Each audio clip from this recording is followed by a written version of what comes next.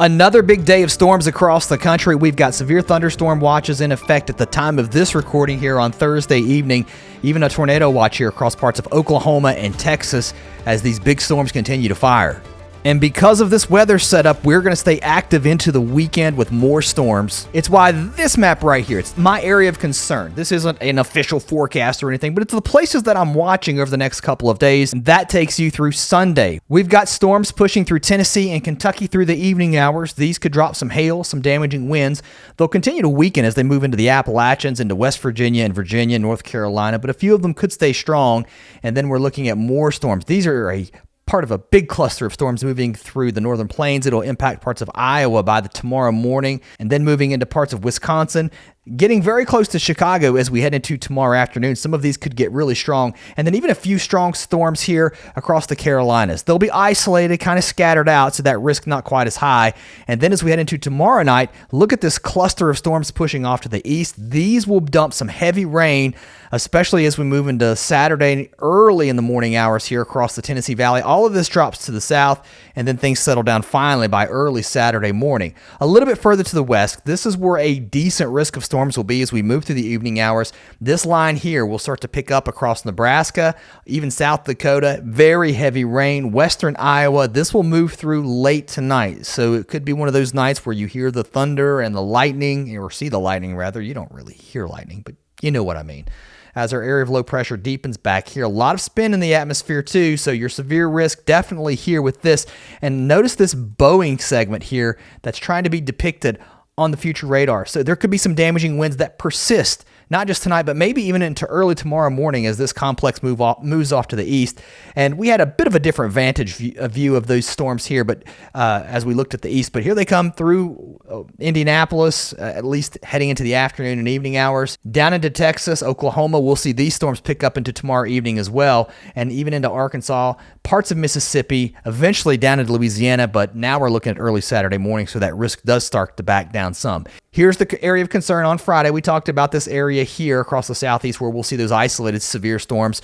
The biggest risk tomorrow will stretch here from Lake Michigan, south, down into Texas along our front. Tornado threat, the highest here up across parts of Illinois and Wisconsin. Our area of low pressure here. The biggest spin around that will be here. You'll have some inflow, more of coming from the south at the surface. So with that change of wind direction with height, you get a tornado risk, and that threat continues also to the south. The highest hail risk looks like it's going to be across Texas, Oklahoma, also parts of Arkansas, but a pretty good risk pretty much anywhere in these areas with some of the stronger cells. You know, it's interesting with severe weather. Some people get really tied up. I didn't get the storm in my backyard. You know, these storms will be scattered out, okay?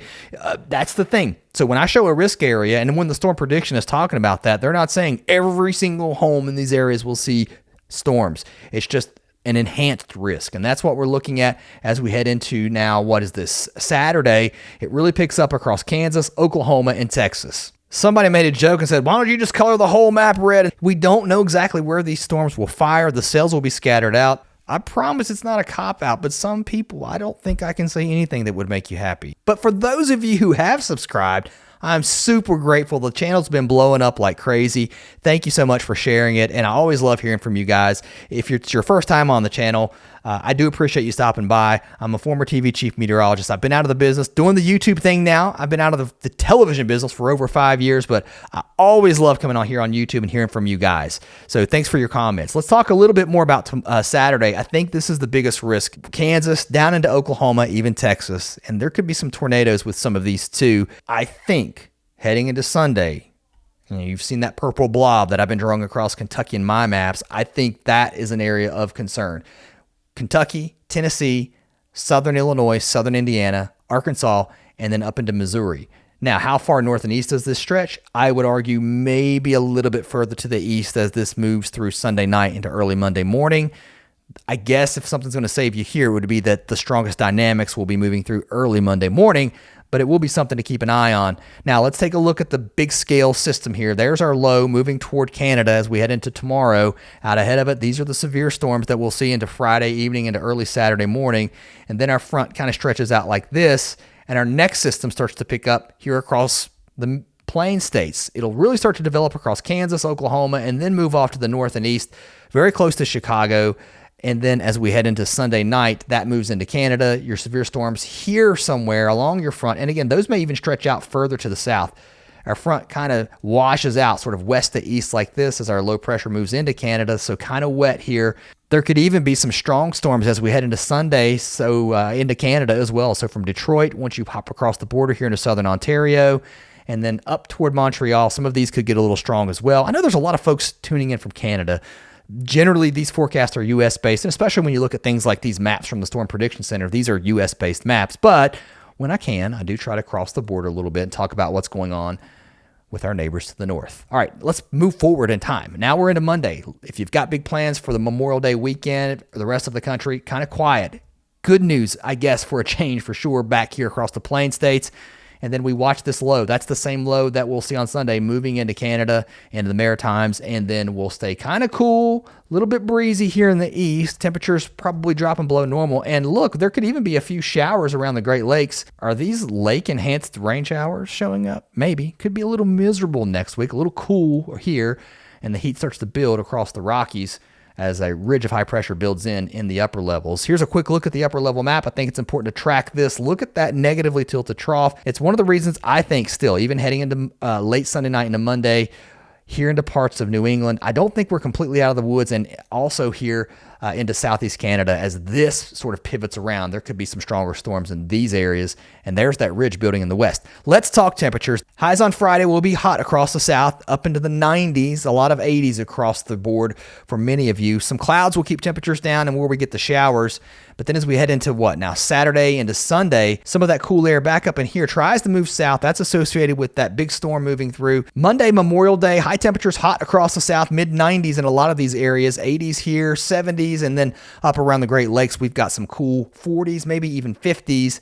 With 60s and 70s across the northeast. Look what happens as we head into what now? Early Wednesday morning. This could be a cool start for many of you. 40s, maybe even some 30s trying to work their way in with lower 50s, even some 40s across the northeast. We warm up some. Look how cool our high temperatures will be on Wednesday. With some of the peaks into West Virginia and into New York and Pennsylvania. The highest elevations may be stuck in the 40s, especially if we see more clouds, and then temperatures start to rebound as we head into the end of next week across the west. How about this? If you're camping out or outside across parts of Montana into the mountains, we're waking up in the 20s in these areas. A cold night. Teens into Colorado, still very much wintertime here, at least feeling like it. Temperatures across Texas warm, especially across West Texas. Triple-digit heat here. It's building across parts of the Southwest too. Phoenix into the 90s. Warming up here into the interior areas as well, into the 60s, 70s, and even some 80s. And then as we move into Saturday, Sunday, the trend will be as we head into next week for more heat here across the West. So widespread 80s, even 90s further to the north. And that trend continues as we move into June, it looks like. And the heat really starts to pick up now next weekend across the far southwest with triple-digit heat making itself known into Phoenix. All right, that's all I got for now, guys. If you enjoyed this kind of stuff, I hope you'll come back. Thanks for all of you again for subscribing. I will see you next time.